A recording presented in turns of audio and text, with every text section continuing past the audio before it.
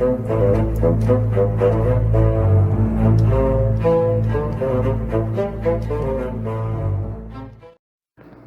everyone and welcome to part 2 of my NFL season predictions for 2019. Last week I made my AFC video before the shocking announcement that Andrew Luck was retiring. So adjustments have to be made. For one, I have the Colts going 6-10 now instead of 12-4, dropping 6 wins. The Titans will win this division. Some have suggested that the Colts will just tank now, kind of like they did for Andrew Luck, but I think their roster is too talented to tank. They'll probably trade up for a quarterback in the 2020 draft. A lot of teams got a bonus win now that the Colts are worse. Jacksonville's now 7-9, the Chargers are now 9-7 and in the playoffs. Baltimore is now 8-8. Now the Ravens don't have the Colts on the schedule, but I gave them an extra win because of science. And there's a few NFC teams that I have doing a game better than original because of the Luck retirement. So let's start predicting some NFC teams, shall we? Out of the NFC East, I'm going to go with the Eagles to win this division. Now, a lot of this depends on the health of Carson Wentz. He doesn't have Nick Foles to bail him out this time, and we know Wentz has had problems with injuries. However, I do like the signing of Josh McCown to back him up. The ultimate journeyman, McCown, may be able to deliver some wins in a pinch with the talent on this Philly roster. Now, let's talk about the talent. Philly has a running back by committee approach, which, no offense to my Giants, is what all the smart teams are doing. Philly has a ton of capable running backs to share snaps with, including Jordan Howard, Darren Sproles, Corey Clement, and rookie Miles Sanders. Wentz has a ton of weapons in the receiving game as well, including Alshon Jeffrey, Zach Ertz, and the return of Deshaun Jackson. Rookie J.J. Arcega-Whiteside should be an interesting addition as well, and also quite an interesting last name. The Eagles also have one of the league's best O-lines, and were smart enough to draft Andre Dillard in the first round before old man Jason Peters retires. This team has built a great defensive line with a particularly scary pass rush rotation. You got Malik Jackson and Fletcher Cox up front too. That's scary stuff. The secondary is a little less scary, but you still got Malcolm Jenkins back there. Overall, Philly is super talented. They have all the things you want besides talent too. A smart coach in Doug Peterson, a good GM in Howie Roseman, and stable ownership with Jeffrey Lurie. It all rides on Carson Wentz's health. They can survive if he's only out for a 2 or 3 game patch, I think. But if it's long durations of the season, that's the risk. But I'll still pick them to go 10-6 and get the NFC's number 4 seed. Out of the NFC North, it was definitely a hard selection to make for me between the Bears and Packers. Which team would I like more this year? I was thinking the Bears originally, but I'm going to go with the Packers, and I'll get more into why I think the Bears will miss the playoffs later. Now, the thing I like about the Packers is that clearly they need to move on from coach Mike McCarthy. Matt LaFleur will hopefully handle Aaron Rodgers' ego, because Rodgers definitely has a bit of an ego, but he's also immensely talented. The offensive talent surrounding him actually isn't super impressive. I mean, he's got a pretty decent O-line, pretty decent weapons, and Aaron Jones should be interesting at running back. But what I think Aaron will do is lift up this talent around him. I mean, he made Jeff Janis, of all people, a legend in that 2015 NFC divisional game. What really makes me want to pick this Packers team to win the division is the defense. The Packers gave their pass rush a huge boost with signing Preston Smith and Zadarius Smith and drafting Rashawn Gary. They also signed an above-average safety in Adrian Amos, and the 26-year-old should help add to this young and talented secondary. I should mention the Packers also drafted safety Darnell Savage Jr. in the first round this year, and they've spent a flurry of early round picks recently on the secondary. Surely some of them have got a hit, I would assume. In any case, Rodgers should be back to being happy now that he doesn't have Mike McCarthy as the coach, and the defense shouldn't be losing him games anymore. At least that's the hope, I think. I got Green Bay going 10-6 and getting the number 3 seed. Hopefully they don't make me look stupid like they have the last few years. In the NFC South, I got the New Orleans Saints winning the division. A lot of people are picking New Orleans as a team to regress. Here's the reasons they would give for that. Drew Brees is now 40, they lost running back Mark Ingram and center Max Unger, and they can't seem to get over that NFC Championship loss from last year. Okay, so I'll try my best to refute this. Brees is 40, well, Brady is 42 and he's still going. Quarterbacks are starting to redefine how long they can last at that position. And sure, I'll admit, Brees looked like he slowed down a bit at the end of last season, but that's only because New Orleans began the season so great. They started 10-1, and New Orleans put up point totals of 30-plus points in 7 of those wins. They reached 43, 43, 45, 51, 48. It was ridiculous. Of course, Breeze had to slow down a bit, but I'm pretty sure the man can still play. As for Mark Ingram leaving, the Saints still have two reliable running backs in Alvin Kamara and Latavius Murray, and I think they'll only be more motivated coming off that sad NFC Championship loss. I mean, they only came out stronger after the Minneapolis Miracle last season, you know? I think they have the talent and the hunger to keep going. So anyway, Breeze, he's got a ton of weapons. Michael Thomas, Ted Ginn, Jared Cook, and whatever Taysom Hill is. The Saints still have an above-average O-line, even with center Max Unger retiring. On defense, they got a ton of young talent that are entering their prime, guys like Marcus Davenport, Marshawn Lattimore, Marcus Williams, and Von Bell. And of course, one of the league's top pass rushers in Cameron Jordan, you got him too. All of this equals a 12-4 season and the NFC's #1 seed. I'm going all in, screw it. Out of the NFC West, I got the LA Rams once again winning this division. Look, this is a team set up to win this division, or at least compete in this division, for a long time now. Sean McVay and Les Snead have got to be one of the league's best head coach and general manager duos. But on the field, it all starts with Jared Goff, who led his team to the Super Bowl last year. Not bad for your third season in the NFL. Running back Todd Gurley, we know he's had injury concerns, and we know injury concerns may look much worse than they sound with the whole Andrew Luck retirement. But that's why the Rams were smart enough to draft Darrell Henderson in the third round this year. He could start if Gurley is out. Goff has a lot of weapons to throw to, including Brandon Cooks, Robert Woods, and Cooper Kupp. His O-line ain't too bad, and it's led by 37-year-old Andrew Whitworth. That man is an ageless wonder. On defense, you got quite possibly the league's best player in Aaron Donald. In fact, the players voted him the league's best player. That man got 20.5 sacks last season from the defensive tackle position. Insane. The secondary also has a ton of talent. Marcus Peters, Aqib Talib, and of course the Rams recently signed another ageless wonder in Eric Weddle. And this defense is led by Wade Phillips, who has been a defensive coach in the NFL like literally forever, and for a good reason. He held Brady and the Patriots to 13 points in the Super Bowl, which is really impressive. Too bad the Rams offense couldn't hold up their end of the bargain, but that's off topic. Oh, and the Rams have the league's best special teams, arguably the league's best punter and kicker. And if you think that doesn't matter, it does. Kicker Greg Zuerlein launched a 57-yarder to send the Rams to the Super Bowl in that infamous NFC Championship, but it looked like that kick could have been good from 65 yards. And punter Johnny Hecker is a 6-time All-Pro. These guys contribute to Rams victories. And they'll contribute some more, as the Rams will go 11-5 and capture the #2 seed. Now let's talk a bit about my wild card predictions, shall we? At the #5 seed, I got the San Francisco 49ers finally making some noise with Jimmy Garoppolo at the helm. I think Kyle Shanahan has been waiting for this opportunity where he can finally unleash a good offense in year 3 of him being the 49ers head coach. Now, Garoppolo looked rough in his preseason outing, but I'm pretty sure it's no big deal. He's going to have a bounce-back season this year. After all, he has tight end George Kittle to throw to, who had a historically good season last year with C.J. Beathard and Nick Mullins throwing him the ball. Sure, San Fran doesn't have a lot of great options at wide receiver, but Kittle, 1,377 yards last season with scrub quarterbacks throwing him the ball. Damn. The tackle position should be good on the O-line. Joe Staley is another ageless wonder. And at right tackle, Mike McGlinchey had a solid rookie season that he can only build off of. What really gets me excited about the 49ers is his front seven. I mean, how many first-round picks have they invested on this D-line? Like, a ton. It's going to pay off this year, I swear. Not only that, they signed Dee Ford and Quan Alexander to improve that front seven even more this offseason. DeForest Buckner is great on that D-line, and of course, #2 overall pick, Nick Bosa should be a beast. Solomon Thomas is the guy that's got to break out, though, as he has had only 4 sacks through his first 2 seasons, despite the Niners taking him with a top 5 pick. I think he steps it up this year. The secondary is a bit concerning, as Richard Sherman is definitely past his prime, but hopefully you got Jason Verrett that can stay healthy at that corner position. Anyway, I have you guys going 9-7 this season. Time to live up to the hype, Jimmy G. And finally, I have the Carolina Panthers grabbing the #6 seed.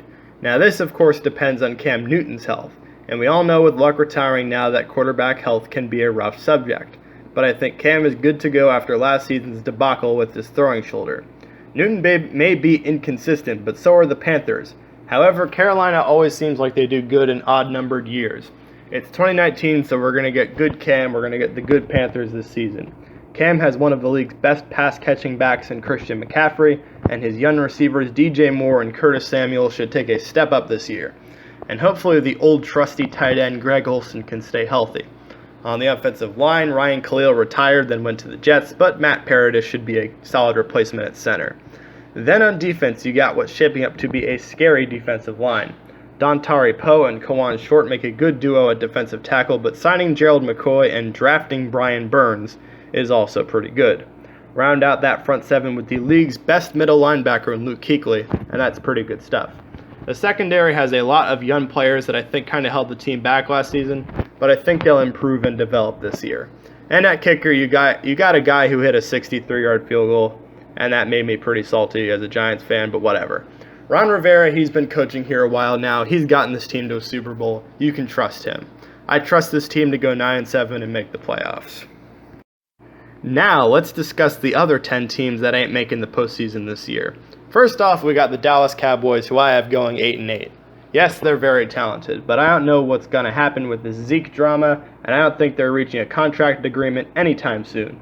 The Cowboys' noise isn't going to help them, and while they have a great young defense, I think Jason Garrett and Dak Prescott are too at their respective positions to lead this team back to the playoffs.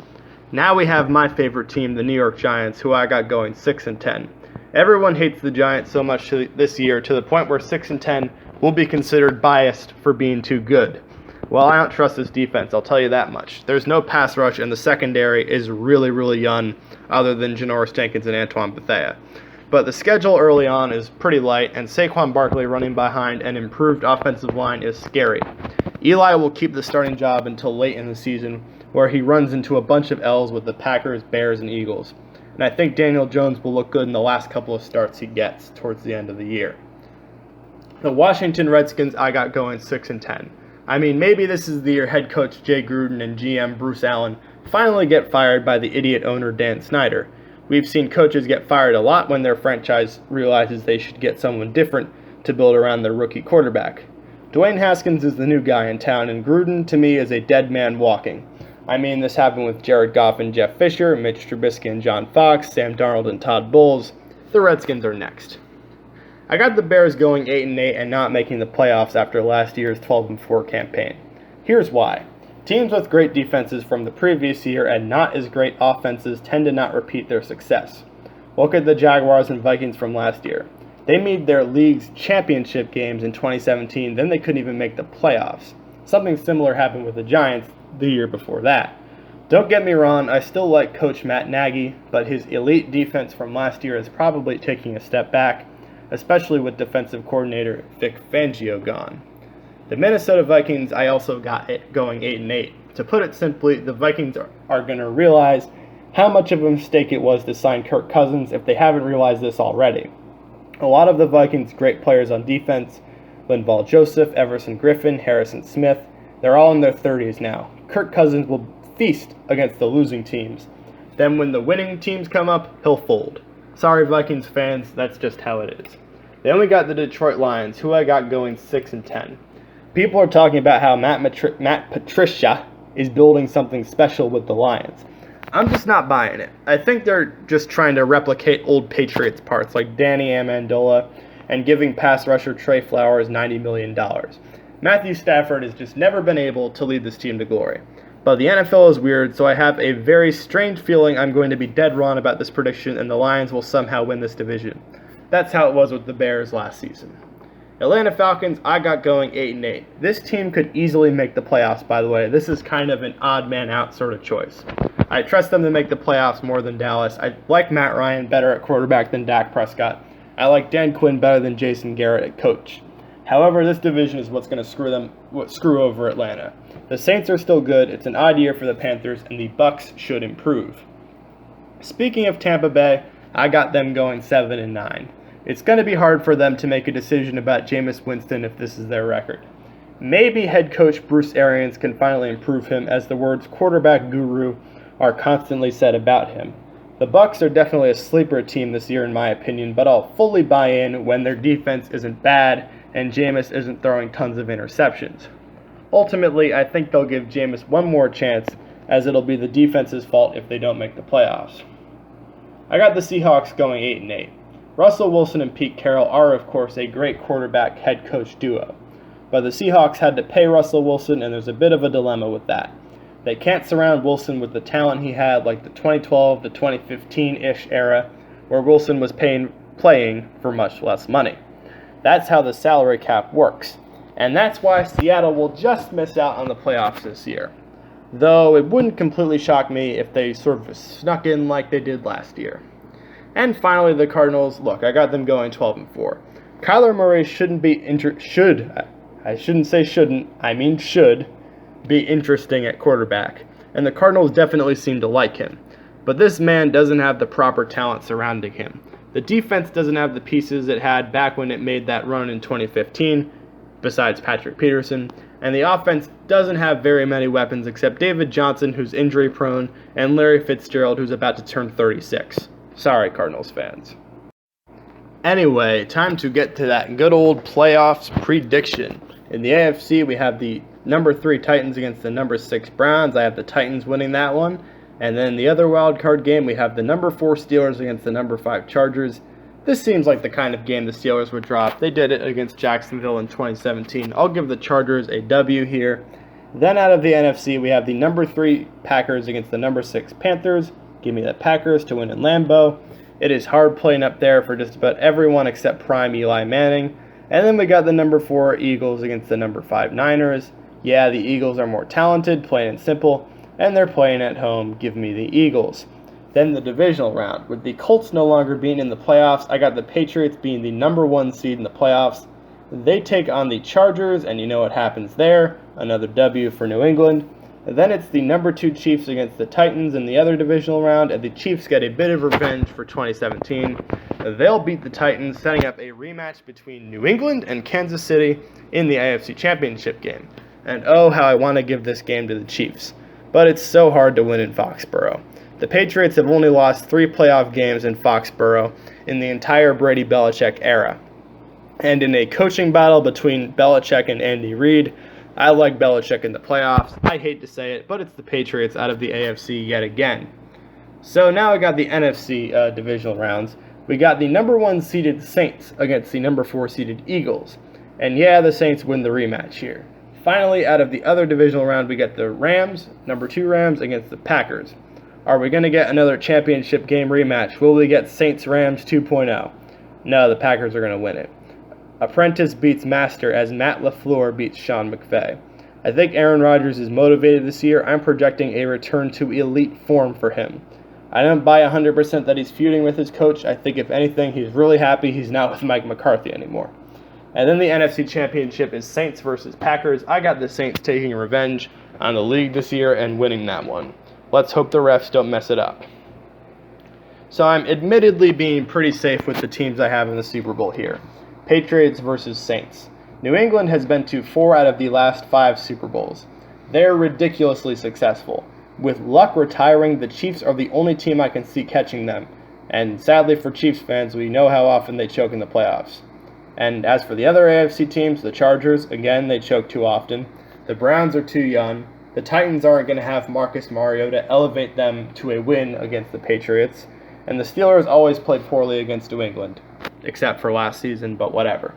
I'd go as far as to say it's more likely the Patriots make the Super Bowl than they not make the Super Bowl. Yes, Brady's 42. Yes, he didn't look great in the playoffs last year, but he does what he needs to do in Josh McDaniels' offense to win games. But I'm picking the Saints in the NFC despite predictions of regression. And don't get me wrong, the Saints' 40-year-old quarterback might also show his age. But overall, he's still playing at a good enough level to match the talent around the roster. And this roster is full of talent. So in the matchup of 40-year-old quarterbacks, who do I got? I got New Orleans. As I said, their roster is full of talent, skill positions, both lines, the quarterback. They got the right coach in Sean Payton, I almost said Sean McVay, etc. This team is stacked. This team reminds me of Philly from 2017 in that I think they have what it takes to beat New England in the Super Bowl. And quite frankly, Patriots-Saints should have been last year's Super Bowl matchup.